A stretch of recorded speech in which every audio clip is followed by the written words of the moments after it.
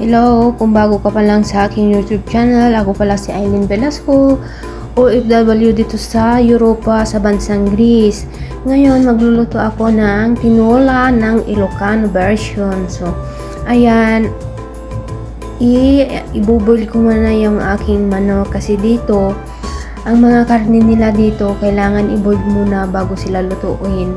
Kasi iba yung amoy ng mga karne nila dito, hindi katulad sa atin sa Pinas.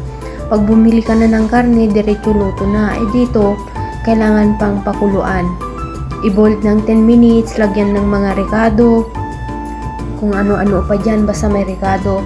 At pakuluan lang yan ng 10 minutes. At pagkatapos nyan is babanlawan ulit at lalagyan ng asin para matanggal yung lansa at saka yung mga natirang kung may buhok-buhok pa dyan. Ganito ang pagluluto namin dito ng karne. Except na lang yung baka, hindi na namin yan pinapakuluan. Siyempre, karne na yan ng baka. Depende na lang sa iba. Ewan ko sa iba kung paano nila yan niluluto. Pero sa akin, pag nagluto ako ng karne ng manok, baboy, basta kung anong klase ng karne, ayun, bubod ko muna para matanggal yung amoy. Mas masarap pa rin ang karne sa atin kaysa dito.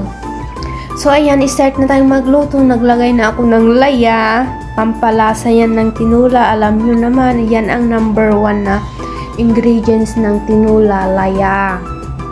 Yan yung nagpapabango, nagpapasarap ng manok na tinola, diba? So ayan, siniti ko muna.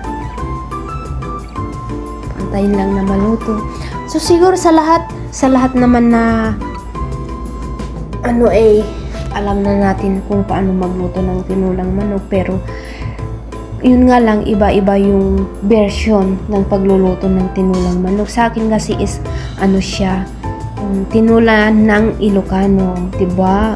Syempre, ang tinolang Ilocano, syempre asahan nyo, ang tinola ng Ilocano may bagoong yan. Ayan, nagdagdag ako ng olive oil para naman hindi masunog yung aking chicken, diba?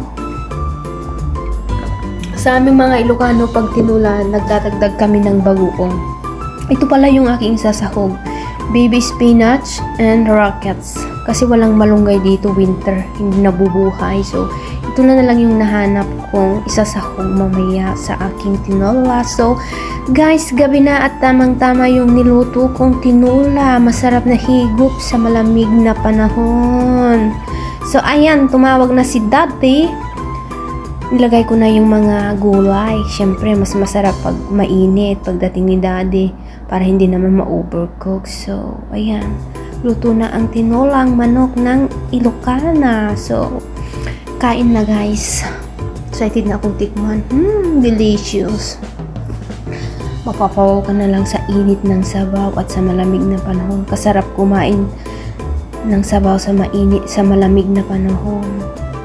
Napasok pa yung dila ko yan guys, kasi sa sobra namang init ng sabaw. So yun lang guys, maraming salamat sa mga sumusuporta sa aking live videos at nag-subscribe sa akin. Maraming salamat sa inyo.